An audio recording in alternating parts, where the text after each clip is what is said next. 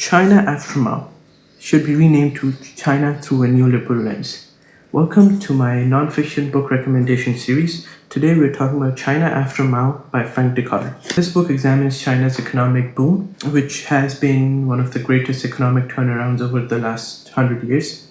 However, I do have a problem with this book, even with the name, which is China After Mao. And this book tries to frame as if Mao Zedong and Deng Xiaoping were two completely different personalities with completely different opinions on how the world should be run, when that is not the case. And he paints China as simultaneously being a police state where the government knows exactly every move you make, and also a state where the government has no idea what's happening or how big the economy is. So if you message a friend on WeChat, the government knows what you said, but as soon as you use the same WeChat app to pay for something and they have no idea.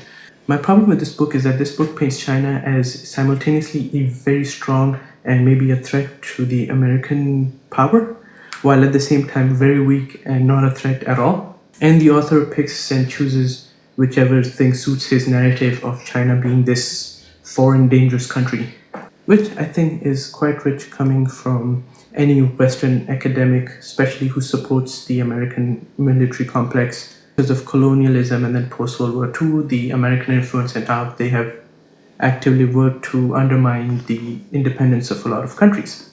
This book is a good compilation of historical documents and evidences, but a dishonest representation of what actually happened.